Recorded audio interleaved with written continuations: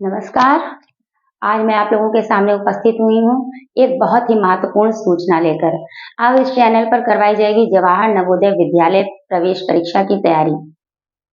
इस चैनल में जवाहर नवोदय नवोदय क्लास के नाम से सारी प्लेलिस्ट पर क्लासेस अपलोड रहेंगी। आप एक के बाद आराम से एक क्लास देख सकते हैं। सारे स्टेप बाय स्टेप होंगे। अपने बच्चों की परेशानी को देखते हुए ये सोचा है कि जैसे बच्चे हैं उनको पाठ्यक्रम पता नहीं होता है, सही से विषय पता नहीं होते हैं। अगर वो कुछ बच्चे करना भी चाहते हैं, वो ऑनलाइन देखते हैं तो उन्हें 2-4 क्लासेस मिलता है। सारी क्लासेस एक के बाद एक उनको सही से नहीं मिल पाता है। इस वजह से उनकी तैयारी ठीक से नहीं हो पाती है।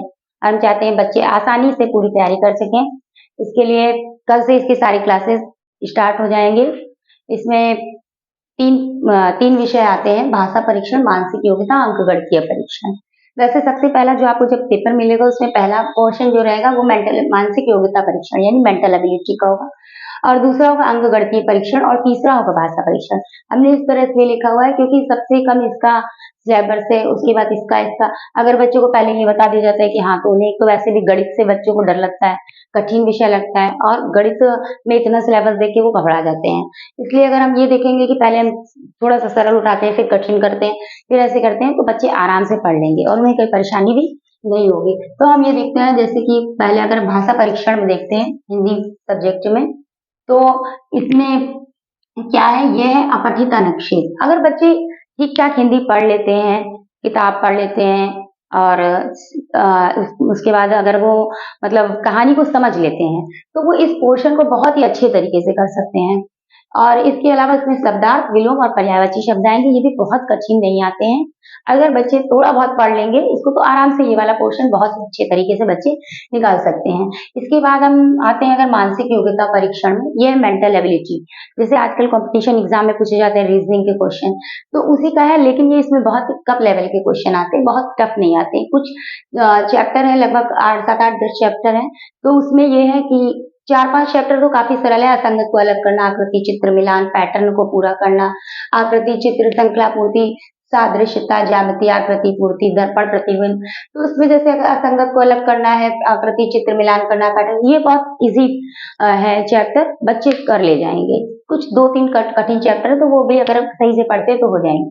तीसरा हमारा जो पोर्शन है अंकगणितीय परीक्षण, ये हमारा थोड़ा सा बड़ा है, लेकिन अगर बच्चे जोड़, घटाना, गुणा, भाग और थोड़ी बहुत भिन्न वगैरह उन्हें आता है समझ में, बट्टे में काटना, तो वो इस पोर्शन को भी कर सकते हैं। बहुत ही कठिन नहीं आएगा। जैसे आपका आता है साधारण ब्याज, ये इसके सिलेबस में है भी। लाभ हानि आएगा, और जैसे आता है अनुपात आएगा, रेशियो, समानुपात आएगा, लघुत्तम समापवर्त आएगा, सब कुछ। लेकिन ये है कि क्वेश्चन बहुत ज्यादा कठिन, लेकिन हाँ फिर भी पेपर अच्छा आता है। बच्चे अगर ध्यान से पढ़ेंगे तो निश्चित रूप से कर लेंगे। इसमें जैसे अब ये है कि हम आपको संख्या पद्धति अगर पढ़ाएंगे, तो अब इसमें क्या है कि संख्या पद्धति है, पूर्ण संख्याओं पर आधारभूत संख्याएं। तो इसमें हम बच्चों को ये चाहते हैं कि 0 लेवल से बच्चों को बताएं। जिन बच्चों को कुछ नहीं आता, जैसे प्राकृतिक संख्याएं क्या है, पूर्ण संख्याएं क्या है, अभाज्य क्या है, सहभाज्य क्या है, तो जैसे इसमें संख्या पद्धति दी गई, तो बच्चों को प्लेस वैल्यू है, स्थानीय मान, फेस वैल्यू है, जातीय मान, तो वो भी हम बच्चों को बताना चाहेंगे, जिससे बच्चे जो है बहुत अच्छे से समझ पाए और आराम से वो पेपर कर लें। तो इसी के साथ ही अगर आप लोग चाहें तो इसका एक स्क्रीनशॉट भी ले सकते हैं। ठीक है, तो कल से हम अपने क्लासेस में मिलते हैं, और आप लोग अगर पढ़ना चाहते हैं तो आप आराम से पढ़ेंगे, और पढ़ने के बाद अगर आप लोगों को कोई भी प्रॉब्लम लगती है, कोई भी जैसे लगता है कि मैम ये ठीक से नहीं समझ में आया या ये नहीं समझ आया, तो आप कमेंट करके बता सकते हैं, अगली बार उसमें सुधार कर लिया जाएगा। जय हिंद, जय भारत, नमस्कार।